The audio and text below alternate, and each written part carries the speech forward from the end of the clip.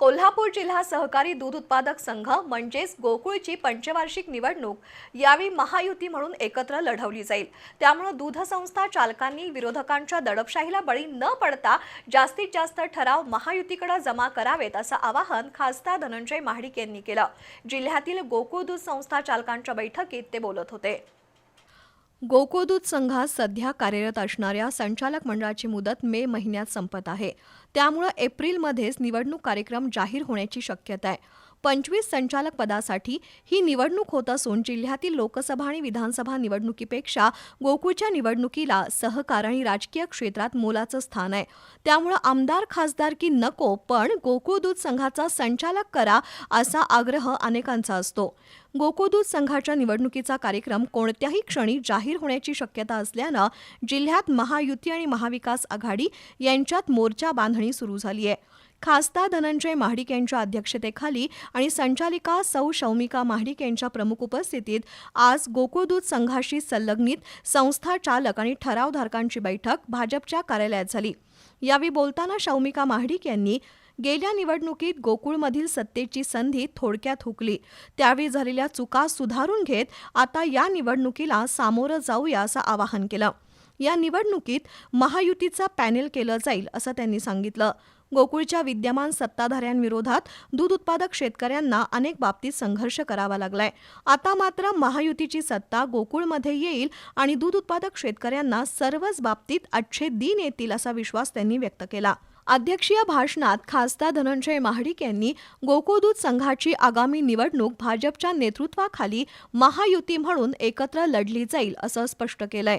कोल्हापूर जिल्हा दूध संघ गोकुळची निवडणूक आता होऊ घातलेली आहे आणि या संदर्भात ठराव एकत्रित करण्याची सभासदांची प्रक्रिया आता सुरू होणार आहे। या निमित्तानं आज भारतीय जनता पार्टीचा मेळावा आपण इथं आयोजित केलेला होता। सर्व आमच्या कार्यकर्त्यांना पदाधिकाऱ्यांना आज सूचना दिलेल्या आहेत की या 4-5 दिवसामध्ये आता जी प्रक्रिया सुरू होणार आहे। जास्तीत जास्त ठराव या जिल्ह्याचे 5470 ठराव आहेत, त्यापैकी जास्तीत जास्त ठराव हे भारतीय जनता पार्टीकडे यावेत अशी मी सूचना त्यांना केलेली आहे। महायुती म्हणून ही निवडणूक लढवायची, त्या निवडणुकीला सामोरं जायचा निर्णय काल परवा मुंबईमध्ये झालेला आहे।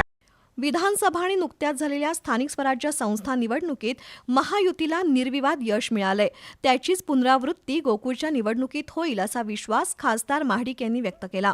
विरोधकांच्या दडपशाहीला बळी न पडता जास्तीत जास्त ठराव भाजपकडे जमा करावेत असं आवाहनही खासदार महाडिक यांनी केलंय। गेले 5 वर्ष या संघाची सत्ता ही विरोधकांच्या ताब्यामध्ये होती, त्यामुळे स्वाभाविक आहे जे सत्तेत आहेत ते थोडं दबाव टाकण्याचा प्रयत्न करणार, परंतु आता दबावाला काय झुगारायची गरज नाही आहे, कारण आम्ही सगळेच आता महायुती म्हणून एकत्र आहोत। त्यामुळे एकमेकांच्या विरोधात न जाता एकत्रितरित्या कसं ते ठराव एकत्रित करून निवडणुकीला सामोरं जायचं हा आमचा प्रयत्न असणार आहे। गोकुळच्या निवडणुकीत महाविकास आघाडीचं आव्हान अजिबात वाटत नाही। केंद्रात आणि राज्यात महायुतीची सत्ता असल्यामुळे गोकुळच्या निवडणुकीतही महायुतीलाच कौल मिळेल असा विश्वास खासदार धनंजय महाडिक यांनी व्यक्त केलाय। दरम्यान कोल्हापूर जिल्हा परिषद अध्यक्ष उपाध्यक्ष पदासह अन्य पदाधिकाऱ्यांच्या निवडीचा निर्णय मुख्यमंत्री देवेंद्र फडणवीस येत्या 4 दिवसात जाहीर करतील अशी माहिती खासदार महाडिक यांनी दिली। मुख्यमंत्री महोदयांच्याच कोर्टात बॉल आहे की ठरलेलं तर आहे 1.25 वर्ष द्यायचं आहे, परंतु पहिला राष्ट्रवादीचा का पहिला भारतीय जनता पार्टीचा हा निर्णय मुख्यमंत्री महोदय देतील आणि मग त्याच्यावर 17 तारखेला आपल्याला ही निवडणूक करायची आहे। या बैठकीला जिल्ह्यातील विविध दूध संस्थांचे प्रतिनिधी मोठ्या संख्येने उपस्थित होते, तर माजी मंत्री भरमूअण्णा पाटील, माजी आमदार सुरेश हाळवणकर, समरजितसिंह घाटगे, अमरीश घाटगे, दिलीप पाटील, स्वाती कोरी, संजय पाटील, उमेश आपटे, नाथाजी पाटील, रवीश पाटील कौलवकर, आनंद गुरव, भिकाजी जाधव, प्रवीणसिंह पाटील, अशोक चराटी यांच्यासह अनेक नेते उपस्थित होते।